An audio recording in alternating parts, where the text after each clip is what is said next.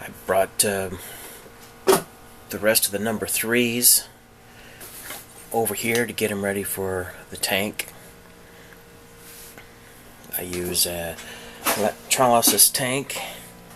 It looks like a ugly cauldron, but it's using electricity to clean the rust and the old seasoning off of the pans. They come out of the tank looking like brand new, fresh from the forge and mold cast iron. So I got ready. My plan for these was to use them for individual serving, one-pot meals. You prepare everything in the one pot for one meal, and put it in the oven. When it's ready, you take it out and you take it straight to the table, and then you serve it with flatware to instead of dirtying up a dish also. So I went through the stack, and these are all PiquaWare pans. PiquaWare, made in Sydney, Ohio, and they're the 1053 molding. So I've got 5 of these identical pans, 2, 3, 4, and 5. And this pan here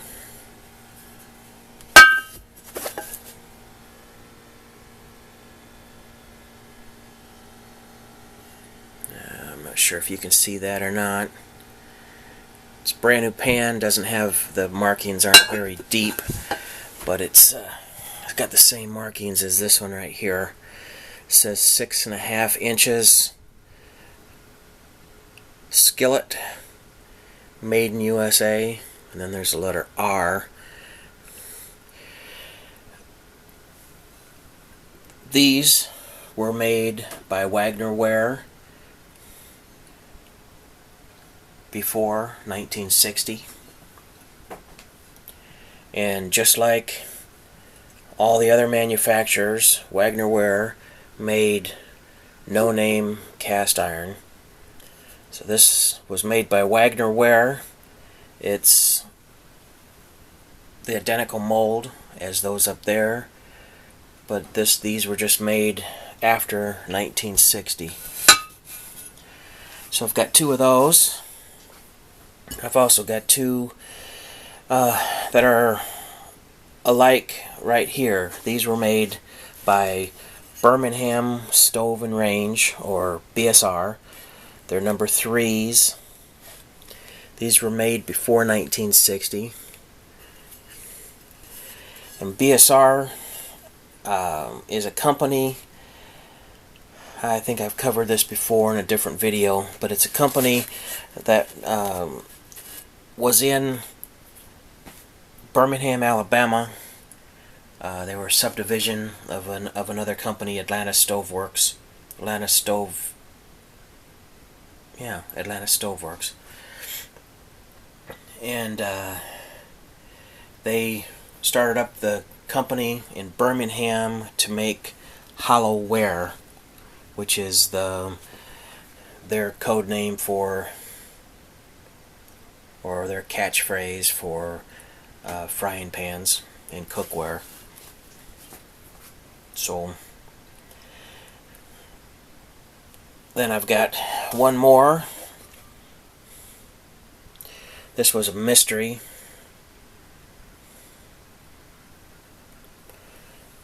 I couldn't find any reference to it, so I asked some people in a collecting group, and they gave me a guess. And I went and got another pan from their guess. Actually, I found 2 pans using their guess.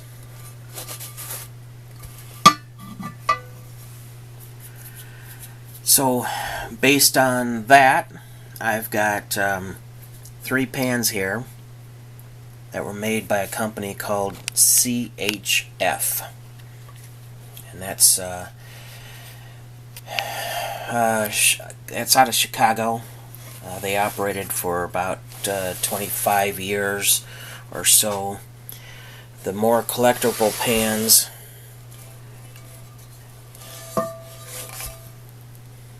have got the decorative hammered look on the outside. This one needs to be cleaned up, so it'll clean up so it looks better. But the inside is still real smooth. This is a really nice pan. Unlike this number 3, this one's pretty well roached out. It'll clean up. Most of that will clean out, but there's some pitting in there that is still going to be an issue. I can still deal with it, but it'll be an issue I got to deal with. I've got one more pan.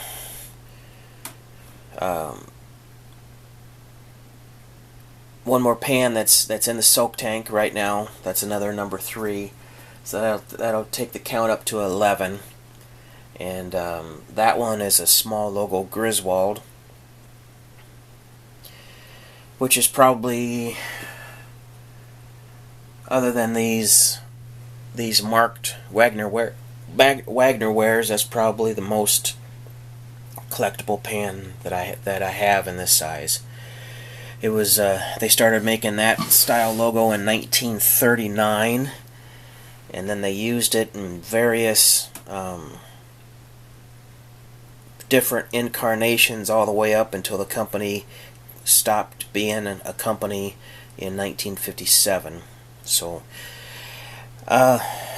when it gets cleaned up, I'll be able to narrow it down a little bit further. While I was looking for examples for these CHFs, I found this other pan that I had, and this is a chicken fryer. It's different from the combination cooker because it's a bigger pan. It's much deeper. It's the same width across, but it's deeper, so it'll actually hold probably. This is probably a 6 or 7 quart pan, which is really useful if you're making a big pot of stew. This is made by CHF. I'll look up the proper name and put it in the comment section. It came out of Chicago. This was made, I'll throw the years. CHF wasn't a company for very long, making cookware. I think they branched off and made other things. But I had this frying pan lid up in the stack too. And if you remember my other video, I talked about Favorite PiquaWare. Well, this is a Favorite Piqua frying pan cover. And this fits absolutely. I thought it fit absolutely no pan that I owned. But then, just by a fluke, I saw this pan. I took this pan off the shelf and thought, well, maybe I'll just give it a try. And it fits pretty good. So this is a CHF covered with a Favorite Piqua lid, and you know, that works, because in reality, cast iron lids that fit pans weren't really that common, and that's usually for the same reason that they are today. If you if you look at a replacement cost for a Lodge number 8 cast iron lid, which basically fits everything that they make anymore, that lid costs just as much as the frying pan. And it's the same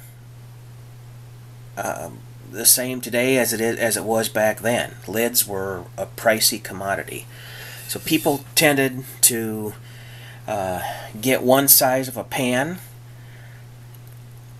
and they kept buying the same brand name, and they had maybe one lid, maybe 2 lids that fit, and then they just moved the lid around to all of the different pans that they had.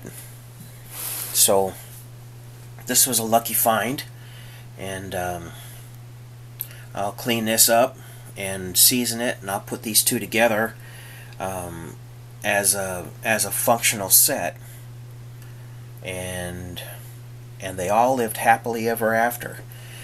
But this is the project right now. I'm cleaning up all these 3s. I don't need all these 3s, so I'll have to think of what to do with them. But yeah, I got lots of cast iron. I don't use all of it, but I have it. Now it's time to clean it up and to get it ready to use. So the hardest thing that you can do with a frying pan lid or frying pan is to not use it. This pan was stored upside down, and you could tell that it was stored upside down inside of another frying pan, and you can tell where it sat and where it touched the other pan. But that'll clean up. That looks worse than it really is. That'll clean up really good, and it'll look like it's brand new when I'm done with it. So here we go again.